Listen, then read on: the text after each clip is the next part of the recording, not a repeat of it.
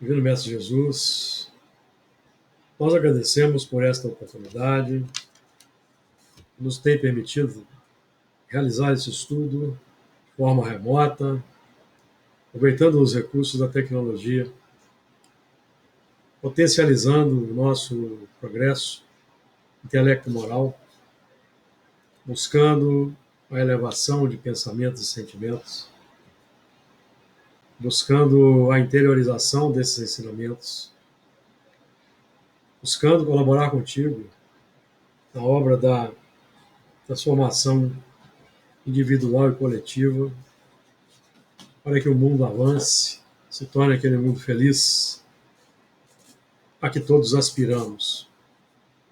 Neste momento, nós solicitamos a conexão com a nossa fraternidade, a Casa de Camilo Chaves, para que haja aquela ligação que permita o fluxo e o refluxo de ideias, de sentimentos, de coração para coração, favorecendo o intercâmbio feliz. Que os estudos dessa noite possam também ser proveitosos para os espíritos que se encontram em aprendizagem na nossa casa, que já estão matriculados nas escolas de estudos da casa, dos trabalhos, e que desejam aprender conosco, em conjunto, como temos também nos esforçado para aprender.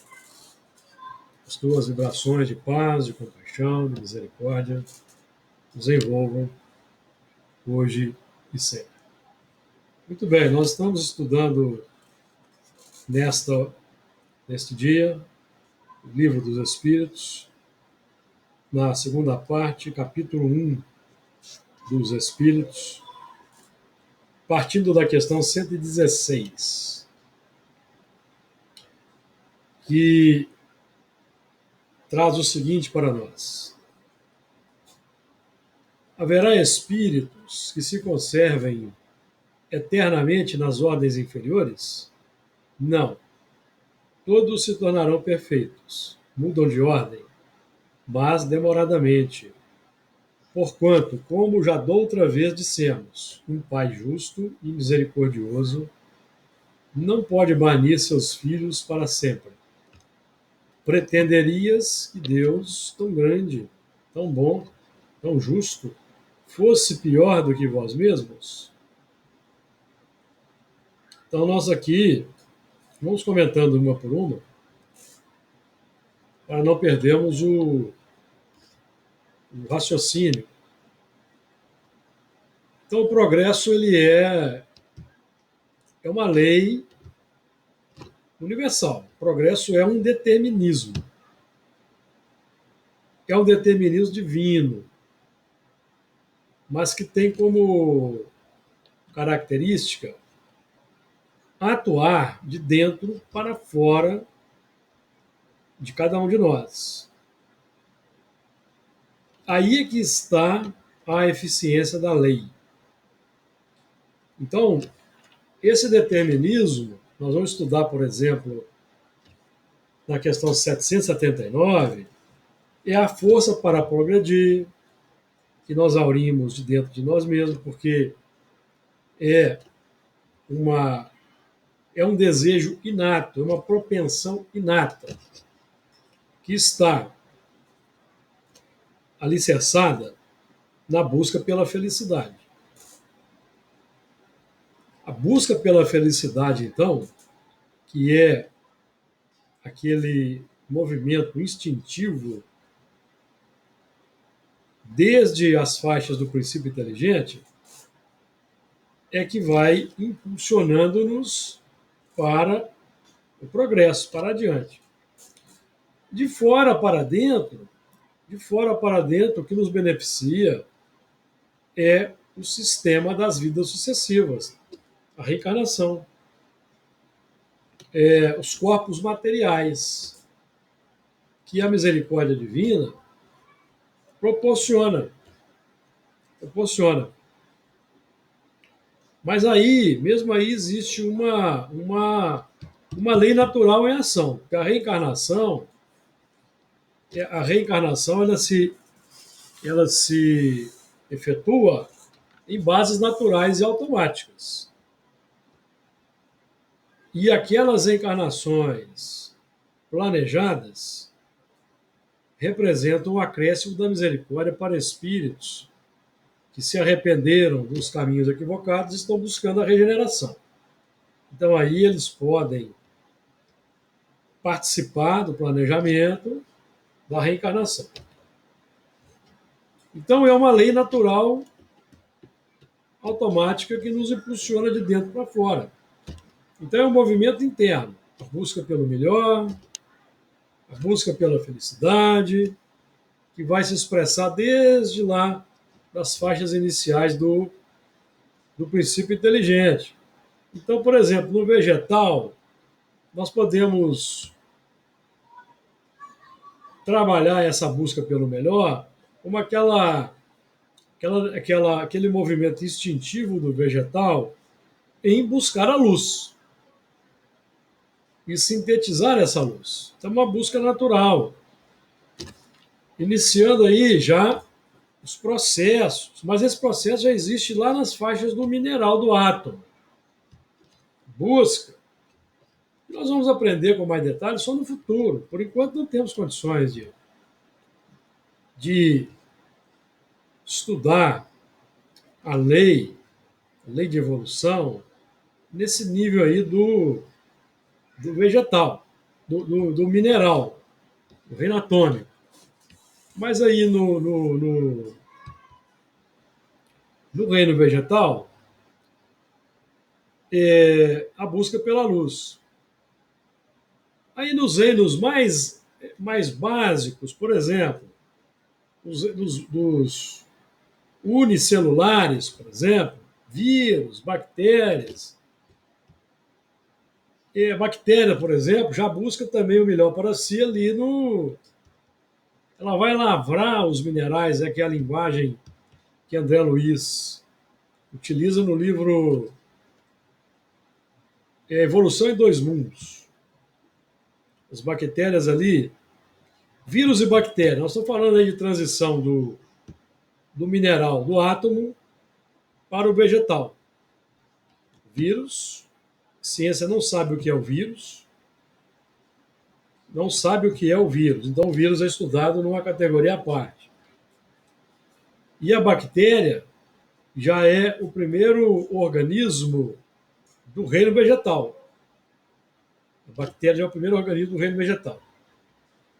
Então, é um processo lento da evolução. Então, essa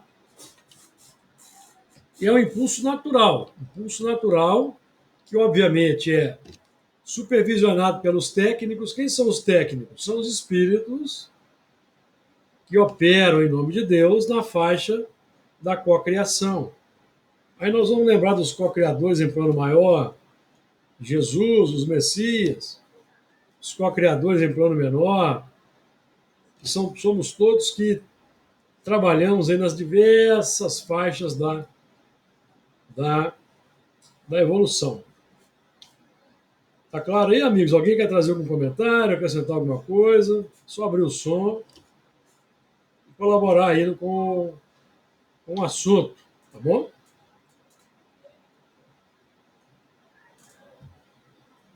Muito bem. Questão 117. 117. Depende dos espíritos o progredirem mais ou menos rapidamente para a perfeição? Certamente. Eles alcançam mais ou menos rápido conforme o desejo que tem de alcançá-la e a submissão que testemunham à vontade de Deus. Bom, aqui nós já estamos trabalhando, veja bem, um ponto importante aqui para chamar a atenção dos amigos. Nós estamos trabalhando nessas questões com o conceito de espírito, com letra maiúscula, que é o espírito formado. É o espírito na faixa da humanidade. É o espírito que já desenvolveu o pensamento contínuo e já recebeu a coroa da razão. A coroa da razão, eu acho que eu mencionei aqui. Acho que eu mencionei. Deixa eu trazer aqui um livro. Só um minutinho aí, amigos.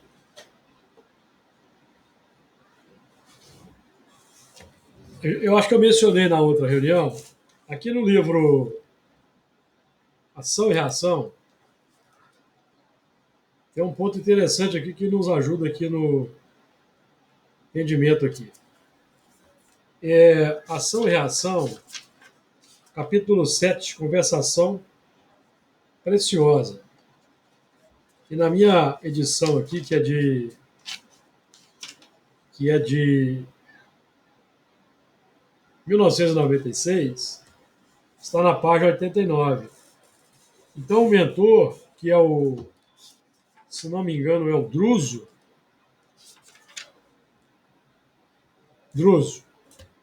é o instrutor Druso, ele vai dizer assim, ó, dessa maneira, é fácil perceber que após conquistarmos a coroa da razão, de tudo se nos pedirá contas no momento oportuno, mesmo porque não há progresso sem justiça na aferição de valor. Então, nós estamos trabalhando aqui com o conceito de espíritos formados, espíritos que já desenvolveram o pensamento contínuo, e mais do que desenvolver o pensamento contínuo, já desenvolveram a razão amadureceu, já tem conhecimento da lei de Deus e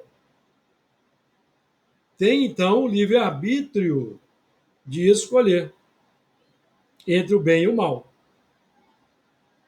Lembrando que o mal, utilizando até um conceito aqui do próprio ação-reação, é o bem feito exclusivamente para nós mesmos. Isso é o mal.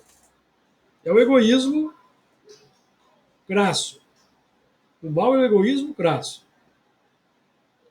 que se irradia pelo mundo em ações, hábitos nefastos aí. Criminosos, porque eles contrariam a lei de Deus. Então, é só a partir daí, quando o espírito já tem consciência da lei, já conhece a lei já está inscrita na consciência, é que ele, então, passa a prestar contas, como está dito aqui no livro de André Luiz, tá?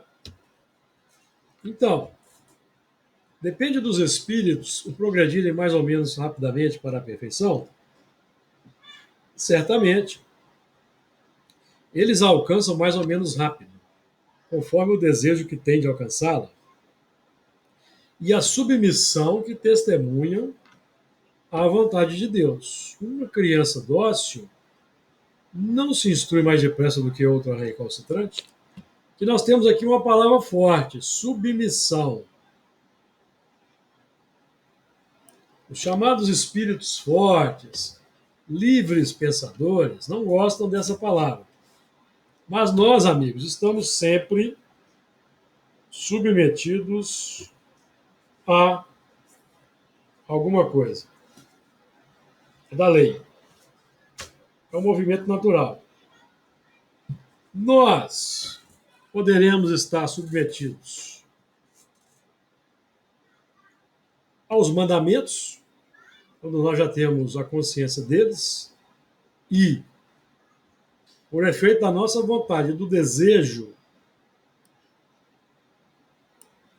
seguir os mandamentos, ou continuarmos submetidos ao egoísmo. O egoísmo, ele é desenvolvido na faixa da humanidade, quando nós preferimos o bem exclusivamente para nós mesmos. Preferimos não amar o próximo, não amar a Deus, não amar o próximo, mas amar a nós mesmos, que é o egoísmo. Então aí nós vamos desenvolvendo e desencadeando toda uma série de ações complexas no mundo para satisfazer o egoísmo. Então, aqui no livro Caminho, Verdade e Vida, tem um capítulo muito interessante, nós já estudamos inclusive lá na reunião, é,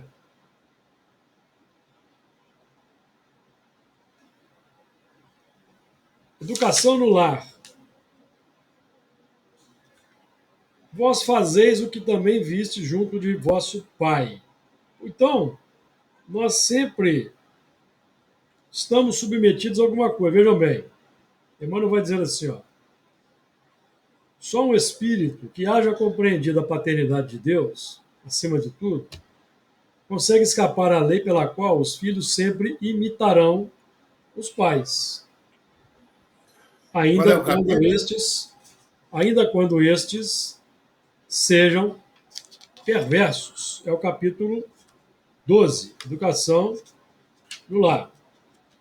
Existe um outro capítulo que chama A Quem Obedeces? Quem Obedeces? Em que Emmanuel trabalha mais ou menos o mesmo assunto e dizendo que nós sempre estamos submetidos a alguma coisa, ou ao capricho pessoal, depois nós vamos achar com calma aqui o capítulo, tá? A Quem Obedeces e o livro, ou nós podemos optar pela obediência propositiva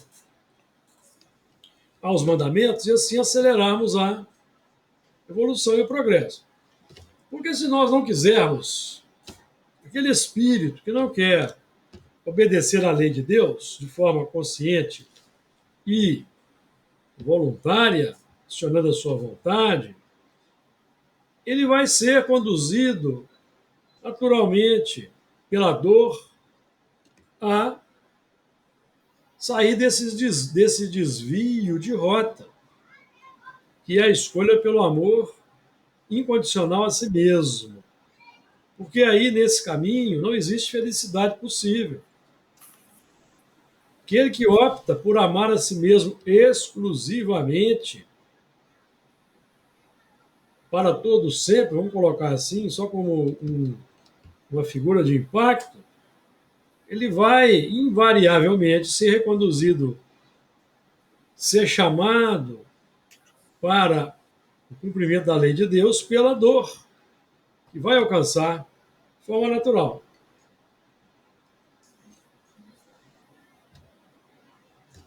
Tá claro? Alguém quer fazer algum comentário?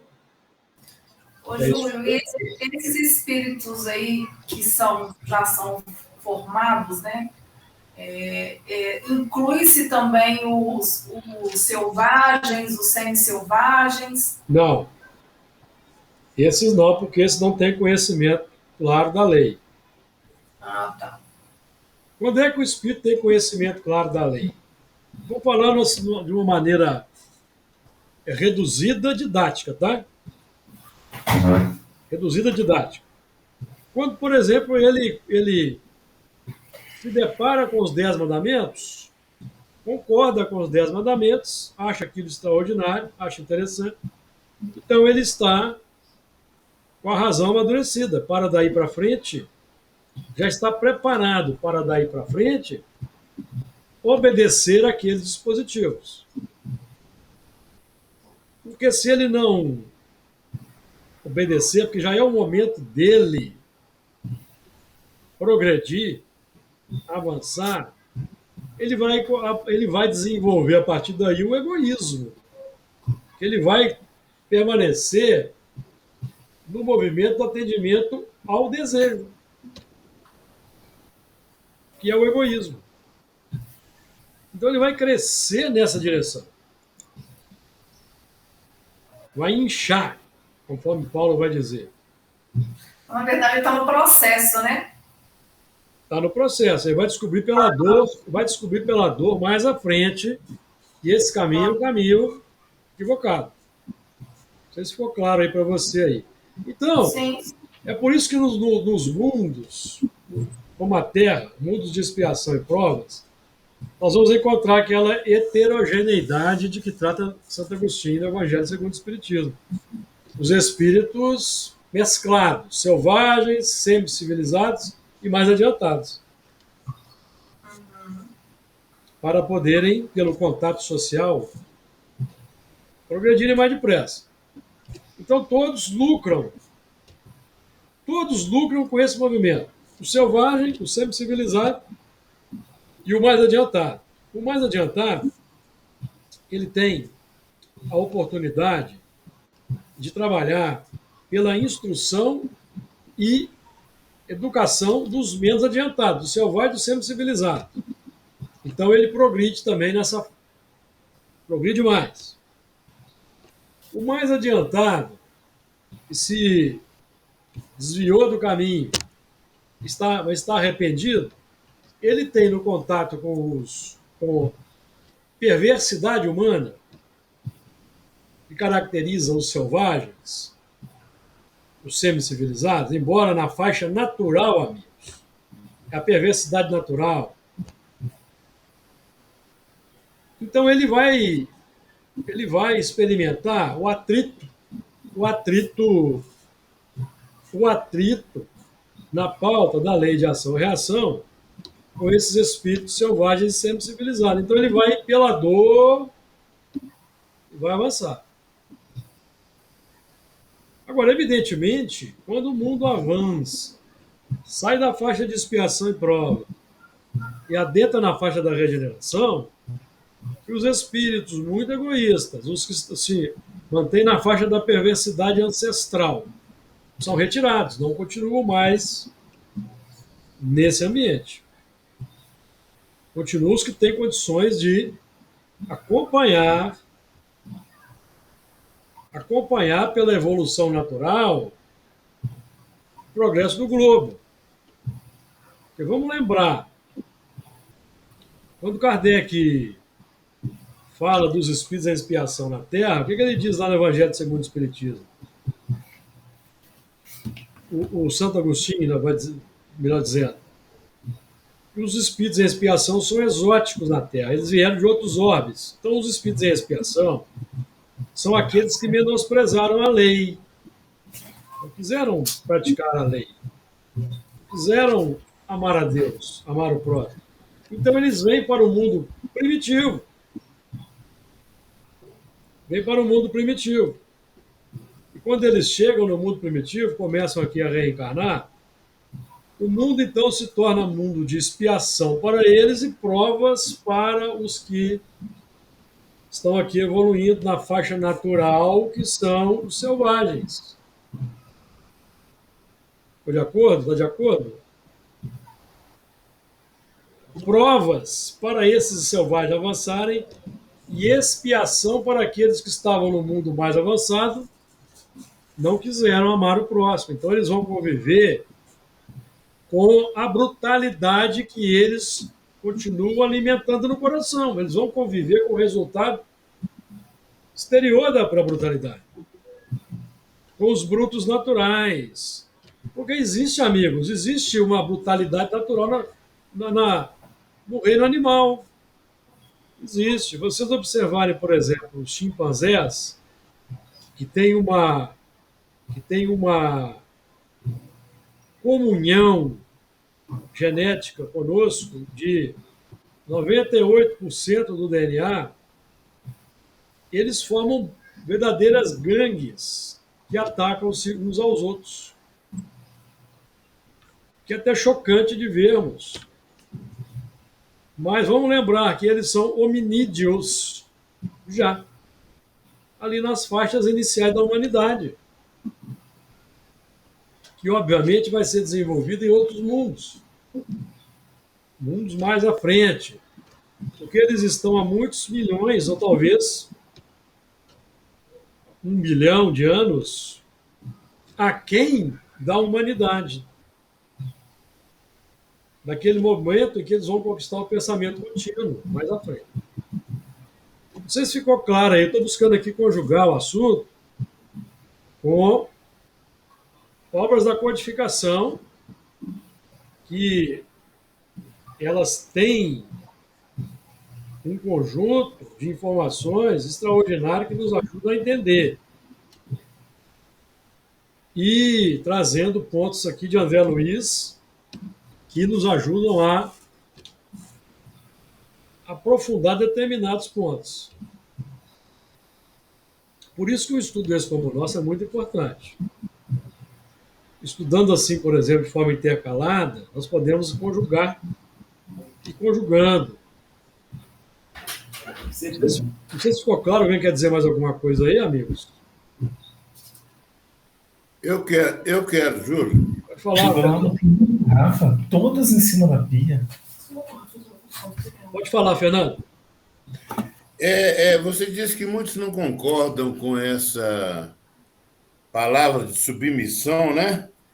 Submissão, que testemunha a vontade de Deus. Eu vejo de uma forma como, por exemplo,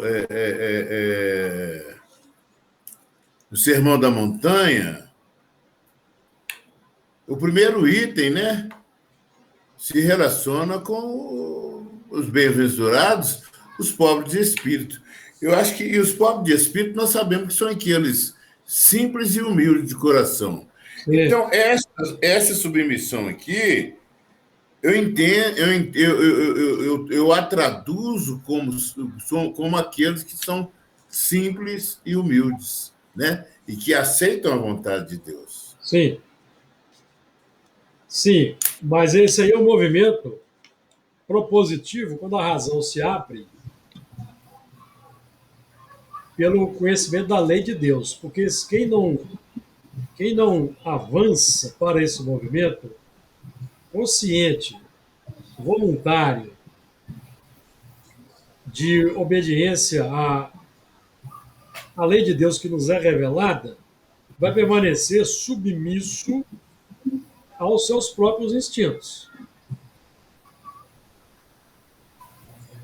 Então é uma questão de escolha. Tudo bem, Deus permite. Deus permite que o espírito se mantenha submisso aos seus instintos. Mas nesse caminho vai ter muito sofrimento, vai ter muita dor. Até que ele vai cair em si. E vai mudar a rota, porque todos queremos ser felizes. E é por isso que, exatamente por isso que é lento, né? Por isso que é lento, porque Deus que está dito aqui, ó. O Pai justo e misericordioso, mudam de ordem, mas demoradamente, por quando já da outra vez dissemos, o Pai justo e misericordioso não pode banir seus filhos para sempre. Banir do quê? Da felicidade. Esse não é um movimento exterior, amigos, é um movimento interno. Ou seja, no tempo de cada um mesmo. No tempo de cada um. E isso vai de encontro também, Júlio, quando muitas vezes você fala com a gente sobre a questão do mais adiantado. Sim. Né, ser a referência do menos adiantado. Então, exato. A gente tem, né, em tudo a gente vê isso, em todas as áreas da vida. Todas as áreas. Daí, seguir, né, desenvolver o conhecimento e realmente partir. Sim. Agora, não é de cada um, né? Porque Sim. o que a gente vê no mundo é isso. Sim. O capítulo que eu citei aqui está no livro Fonte Viva, está no livro Pão Nosso, capítulo 16, a quem obedeces. Então, Emmanuel diz assim, toda criatura obedece a alguém ou a alguma coisa. Ninguém permanece sem objetivo. A própria rebeldia está submetida às forças corretoras da vida. Então a rebeldia já está, por si só, submetida às forças corretoras da vida que agem de dentro para fora pela dor. Que vai ser a expiação nesse caso da rebeldia. é o movimento de dentro para fora. Graduado, dosado de fora para dentro, porque Deus não apressa a expiação, sabe esperar. O homem obedece a toda hora. Entretanto, se ainda não pôde definir a própria submissão por virtude construtiva, então o que Emmanuel está dizendo aqui? É que o instinto de submissão ou o sentimento de submissão, ele é um movimento, é um sentimento inato, inerente. Quando que ele é desenvolvido nas faixas da natureza? Quando um filhote ele é submetido pelos pais. Está aprendendo ali a obediência, a submissão. Quando um membro de um determinado bando, de uma matilha, por exemplo, é hierarquicamente inferior, ele está submetido ao macho alfa. Então, a submissão é um instinto natural, é um sentimento natural que vai sendo desenvolvido no princípio inteligente desde os primórdios.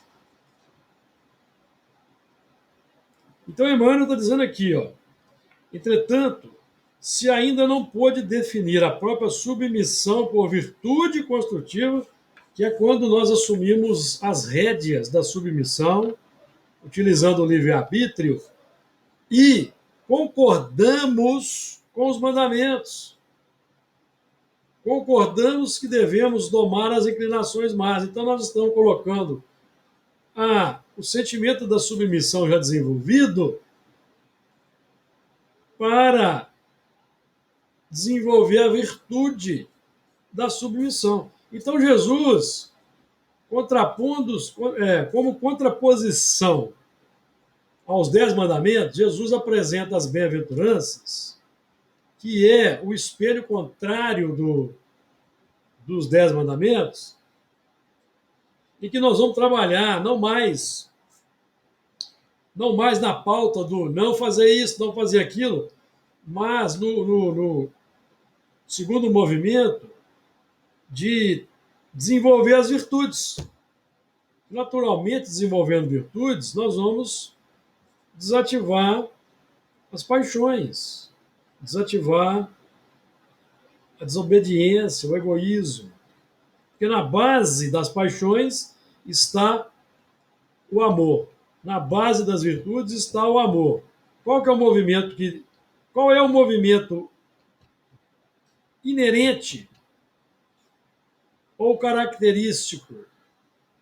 Qual é o movimento que vai transformar o amor em paixão? Qual é o movimento que vai transformar o amor em virtude? O amor a si mesmo vai transformar o amor em paixão, em egoísmo. O amor ao próximo vai transformar o amor em virtude. Então, o amor em si mesmo, considerado, amigos, ele é uma virtude. De cuja virtude nós vamos fazer mau uso desenvolvendo o egoísmo, perceberam? Entretanto, se ainda não pôde definir a própria submissão por virtude construtiva, é que não raro atende, antes de tudo, aos impulsos baixos da natureza, resistindo ao serviço de alta elevação. Esse período aqui é extraordinário, ele resume a evolução. É uma equação. Quase sempre transforma a obediência que o salva em escravidão que o condena. Perceberam? A quem obedeces? Acaso atendes, em primeiro lugar, às vaidades humanas ou às opiniões alheias, antes de observares o conselho do Mestre Divino? Esse é um texto aqui muito interessante de Emmanuel, que nos ajuda a entender muita coisa aí na pauta da evolução, que se associa bem a esse aí da educação no lar aí, viu? Do Caminho, Verdade e Vida, capítulo 12. educação no lar e a quem obedeces. Vale a pena associar aí no livro para ficar aí para um estudo mais aprofundado dessas questões aí no futuro. Então, nós estamos trabalhando aqui sempre com esse conceito de espírito com letra maiúscula, que Kardec define o espírito formado na faixa da razão, que já recebeu a coroa da razão, capacitado então a identificar o bem e o mal, e a partir daí, optando pelo mal, que é o egoísmo, que é o amor, é o bem exclusivamente a si mesmo, ele vai então colher os resultados amargos, que é o que está implícito aqui na frase: de tudo se nos pedirá contas no momento oportuno. Mais algum comentário? E amigos, quem mais quer colaborar? Eu quero, Júlio. Uhum. Eu também. Quem foi? Pode falar, Adir. O Adir falou primeiro? Foi um momentinho. Obrigado, falar. Fernando, pela gentileza. Eu entendo também que essa submissão do qual a resposta dos espíritos está muito ligada também à vaidade, o orgulho e o egoísmo, como você já falou, né? Sim. Porque a gente observa no dia a dia, para alguns que não têm conhecimento ainda de como que é a vida espiritual, de que as pessoas vão adquirindo conhecimento e se achando orgulhosas e possuidoras de poderes a mais do que os outros. E a submissão vem nos endereçar que todo conhecimento adquirido vem de Deus e que temos que ter respeito, né, e agradecimento pelo conhecimento que nos é dado para o processo evolutivo nosso, né? Assim também eu entendo. Sem dúvida, perfeito. A gratidão sempre, sem dúvida. Quem foi aí que levantou a mão também para falar? O Arthur. O Arthur? É? Não, foi o Arthur, não. Ah, não. Então, eu queria fazer uma observação, porque eu estou aqui também com o Pão Nosso. Interessante essa fala aqui de Emmanuel, né? Um homem obedece toda hora. Entretanto, se ainda não pôde definir a própria submissão por virtude construtiva, é que não raro atende, antes de tudo, aos impulsos baixos da natureza, resistindo ao serviço de autoelevação. Isso quer dizer, no meu entendimento, que quando nós não somos submissos e obedecemos à razão iluminada, quer dizer, às virtudes, nós estamos obedecendo aos impulsos inferiores e estamos nos escravizando. Sem dúvida. Né? Quer dizer, a virtude liberta, as imperfeições escraviza. A virtude liberta do amor próprio, do instinto de posse, consequentemente da matéria. Isso. Porque nós vamos amar o próximo. Porque para desenvolver virtudes, é preciso amar o próximo. Não é possível desenvolver virtude sem amar o próximo. Ninguém desenvolve virtude amando coisas, animais, plantas, puramente, conforme está no Evangelho segundo o Espiritismo. E a virtude e o amor em sentido profundo, os Espíritos ressaltam no Evangelho segundo o Espiritismo, amar em sentido profundo é praticar virtudes. Esse é um ponto para o qual os Espíritos chamam a nossa atenção. Eu tenho isso anotado aqui, depois eu posso até citar para os amigos aí onde está no texto lá. Se não me engano, quer ver? Eu acho aqui rapidinho, quer ver? É no capítulo 11, no item 10, quer ver?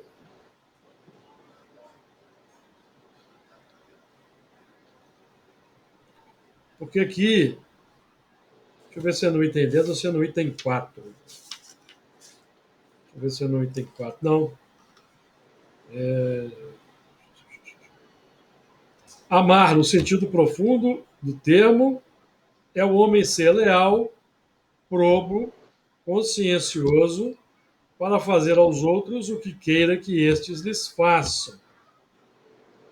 É procurar em torno de si o sentido íntimo de todas as dores que acabrunham seus irmãos, para suavizá-las.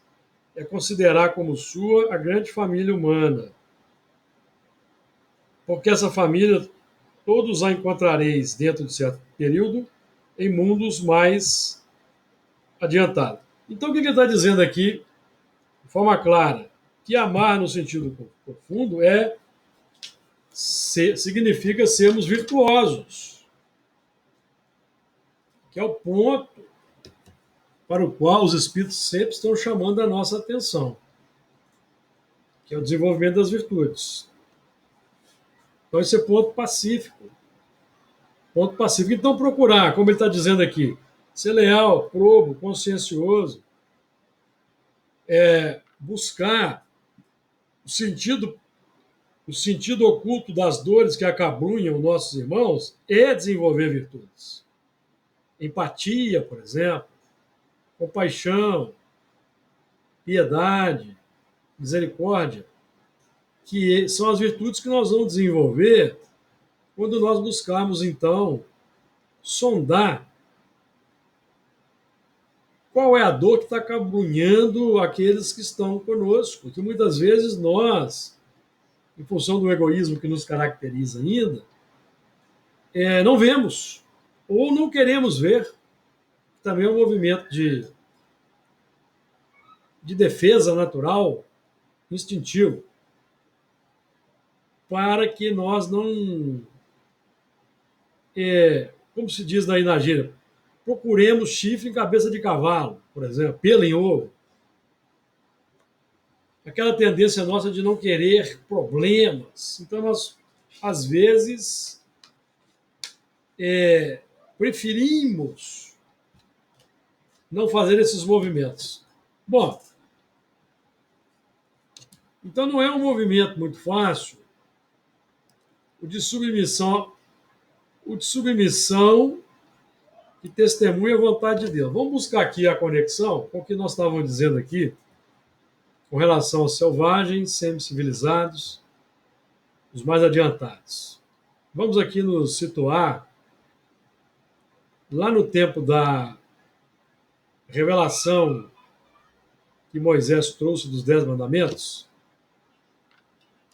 quando ele então conseguiu libertar o povo do Egito, que foi um movimento de êxodo de uma situação difícil no Egito, mas que também tem um símbolo de libertação do materialismo, de escravização ao materialismo, que é o sentido espiritual profundo. Então, Moisés empreende aquela marcha com os judeus em busca da terra prometida da Canaã. E, num determinado momento lá, Moisés sobe ao monte, que simboliza aí o movimento da elevação, que todos nós devemos fazer, e ele desce com os 10 mandamentos. Então ele sobe e desce. Então Jesus vai dizer numa certa passagem que não subiu ao céu, senão que desceu do céu. Então a gente sobe, nós subimos intelectualmente, conceitualmente, adotando uma nova filosofia, mas é preciso descer para o plano social, descer para a prática, descer para a vivência no nível do hábito, convivendo com a humanidade, para que nós, então, nos elevemos de fato. O que vai definir a elevação é o novo hábito. Bom, então Moisés desce. Para ali no movimento, qual movimento? O movimento que a Elana lembrou. Contato social. Então Moisés é aquele espírito missionário destacado por Jesus para reencarnar naquele tempo, retirar os hebreus do Egito, ser médium dos 10 mandamentos, conduzir aquele povo e ser o legislador daquele povo. Então ele desce. Então ali, misturados ali no povo hebreu, reencarnados ali naquele grupo, havia espíritos selvagens, espíritos semi-civilizados e adiantados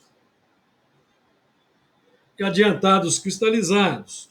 Então já havia ali aqueles espíritos, por exemplo, estavam evoluindo na Terra, mas que já tinham condições, já apresentavam condições de avançar na pauta do progresso moral, já estavam maduros para avançarem. Então eles vão se encantar com Moisés, porque Moisés era carismático, era poderoso. Lembram-se de Atos dos Apóstolos, 7:22, registro de Lucas? Moisés foi instruído em toda a ciência dos egípcios e era poderoso nas suas palavras. Então ele era um espírito poderoso, era um médium poderoso, altamente carismático, uma liderança nata. Então aqueles espíritos, vamos colocar ali os selvagens da Terra, em evolução aqui na Terra, reencarnados ali no seio daquele grupamento judeu, hebreu, que recebe o impacto ali pessoal daquele grande médium carismático. Então eles se encantam, eles se sentem estimulados, emulados. Mas, amigos, à medida que eles vão, à medida que eles se encantam com os 10 mandamentos, que eles concordam, que eles se entregam à obediência aos 10 mandamentos, eles vão ter que lutar contra o quê? Contra os instintos naturais automáticos, habituais, atávicos, que os impelem ainda para aquelas ações que os 10 mandamentos vêm disciplinar. Não matar, não roubar, não cobiçar, que tem sua origem onde? Tem sua origem nas faixas animais, porque é isso que os animais fazem, eles matam, eles cobiçam os territórios uns dos outros, eles roubam as caças, as presas uns dos outros, os territórios, os parceiros para acasalamento. Não é isso que acontece? Então é o instinto natural. O que significa o instinto do roubo? O instinto do roubo é um instinto natural em que nós vamos exercitar de maneira inicialmente embrionária, não consciente, natural, a busca pelo melhor. É isso que os animais fazem o tempo todo. Eles não estão roubando classicamente como nós entendemos na faixa da humanidade. Não. Eles estão buscando o melhor para si, de acordo com a lei natural que impulsiona o progresso. Mas eles vão tomando as coisas uns dos outros, certo? Então, quando eles entram na humanidade, entram na faixa da humanidade, a razão amadureceu, eles então concordaram com os 10 mandamentos, então eles vão iniciar todo um trabalho para quê? Para acelerar a evolução, combatendo esses impulsos que vão continuar agindo para roubar, para cobiçar, certo? Vão continuar atuando. Se eles não quiserem, eles vão continuar naquela tônica que Emmanuel está dizendo aqui, obedecendo aos instintos baixos, que se tornam instintos. Vamos pegar Emmanuel de novo aqui. Capítulo 12, capítulo 16, pão nosso. Aos impulsos baixos da natureza. Eles se tornam impulsos baixos para o espírito que já desenvolveu a razão, já tem consciência da lei, mas não quer praticar a lei. Então esses instintos se tornam baixos, porque até então eles não eram instintos baixos, eram impulsos naturais da evolução. Ou não? impulsos naturais da evolução. Onde é que está dito isso? Isso está dito na questão 907. Vamos lá? 907 do Livro dos Espíritos. O que diz lá? Será substancialmente mal o princípio originário das paixões, embora esteja na natureza? Então, a pergunta aqui é interessante porque Kardec reconhece que o princípio originário das paixões está na natureza. Então, ele está falando do quê? Dos instintos naturais que impulsionam o princípio inteligente. E nós, com a ajuda do Evangelho segundo o Espiritismo, entendemos isso mais um pouco. O que diz lá o Evangelho segundo o Espiritismo? Que os instintos são a germinação e os embriões dos sentimentos. Então, nós estamos falando aqui de impulsos que se tornam baixos quando a razão desperta. Recebemos a coroa da razão pelo conhecimento da lei e optamos pelo quê? Vou repetir, porque o assunto é repetitivo mesmo. Quando nós optamos pelo amor próprio. Amarmos a nós mesmos, atendemos preferencialmente nossos desejos. E é para quebrar essa cadeia egoística que nós vivemos em família, para aprendermos a atender o desejo do próximo, do familiar, da esposa, do filho, do pai, da mãe. Que é um movimento natural, por isso que a família é um avanço da civilização, porque nós vamos quebrando o egoísmo gradativamente. Então, mais algum comentário, amigos? Vamos voltar aqui para o assunto. Então, nós podemos permanecer submissos aos impulsos, que aí já serão os impulsos baixos, até que a dor nos faça retornar ao caminho. Qual que é o caminho? É gravitar em torno da unidade divina, na linguagem moderna do Espiritismo, que nos mandamentos é amar a Deus sobre todas as coisas. Então, o amor a Deus sobre todas as coisas se expressa na prática no movimento de gravitação em torno da unidade divina, que significa o quê? Observar ciência, o amor e a justiça. Então, amar a Deus é observar ciência, o amor e a justiça.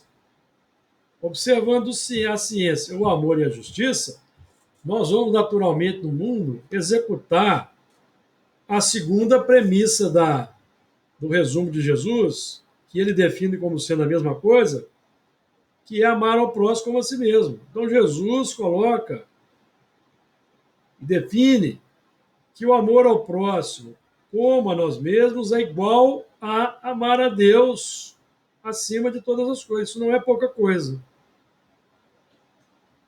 Perceberam?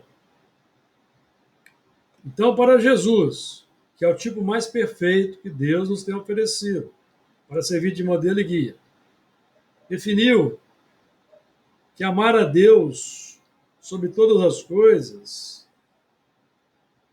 e ao próximo como a si mesmo é a mesma coisa, de tal forma que, amando ao próximo como a nós mesmos, estaremos amando a Deus. Porque os dois mandamentos são iguais. Agora, o amor a Deus sobre todas as coisas, por si só, não basta. Porque Deus não exerce ação direta na matéria. Para que o amor a Deus se complete, ele precisa da segunda premissa, amar ao próximo como a si mesmo. Porque quem é que veicula? Estamos estudando isso no Apocalipse. Quem é que veicula o amor de Deus? Não é Deus, porque Deus não exerce ação direta na matéria. Quem veicula o amor de Deus somos nós que amamos, segundo os mandamentos. Recomendo, perceberam? Nós é que distribuímos o amor de Deus. O amor em Deus, com a falta de uma palavra melhor, amigos, é abstrato. É abstrato. Ele se torna concreto no Filho. Somos nós. Por isso que Jesus vai dizer que Deus o Pai é glorificado pelo Filho. É nesse sentido. Então, não é pouca coisa essa submissão aqui, não. Por quê? E a submissão e testemunho à vontade de Deus. Porque a vontade de Deus, amigo, não é expressada por Ele mesmo em pessoa. Vamos voltar no termo repetitivo para fixar bem? Porque Deus não exerce ação direta na matéria. Então, a vontade de Deus, ela é transmitida pelos seus mensageiros, pelos seus emissários, os verdadeiros profetas. Então, nós precisamos identificar quais são os verdadeiros profetas, nós precisamos concordar com esse profeta, concordar com aquela ideia. Então, é um movimento, não é um movimento simples, por isso que demora, por isso que é lento o processo, porque no jogo da contato social, nós vamos nos afeiçoando a pessoas, a várias pessoas, vamos nos fazendo seus seguidores, imitando os seus hábitos, sua maneira de ser, e é por isso que é difícil fugir da lei segundo a qual o filho sempre imitará o pai, como diz Emmanuel. Porque essa é uma lei natural, a lei da imitação. Eu não sei se isso aí ficou claro, se isso aí ficou bem no contexto do assunto, nesse movimento aí. Alguém quer trazer algum ponto para nós, um comentário? Porque o tempo aí já vai... O tempo já vai numa velocidade enorme. Já temos aí praticamente 1 hora de assunto. E vocês vejam que o quanto nós podemos explorar uma questão apenas do Livro dos Espíritos. Por isso que é importante um estudo como esse nosso aqui, um estudo sistematizado, um estudo cumulativo, que nós vamos empreendendo ao longo da vida, e fazendo essas associações didáticas aí nos livros. Eu nunca tive pena de escrever nos livros, de rabiscar o livro, porque assim a gente aprende, a gente vai anotando, vai fixando, vai fazendo as conexões, as correlações, e um ponto vai ajudando, vai esclarecendo o outro. A codificação é muito rica, amigos. Muito rica. Principalmente nas entrelinhas. E um texto vai ajudando o outro. E nesse movimento nós vamos associando aos espíritos também que nos assessoram, aos mentores. Cada um tem o seu mentor, cada um tem o seu anjo guardião, tem os colaboradores da casa espírita. Nós vamos associando e vamos captando intuições, recebendo inspirações. Então nós vamos enriquecendo o assunto e avançando mais aí no campo do entendimento. Bom, o tempo aí já avançou. Os amigos gostariam de fazer comentários finais para nós aí encerrarmos por hoje.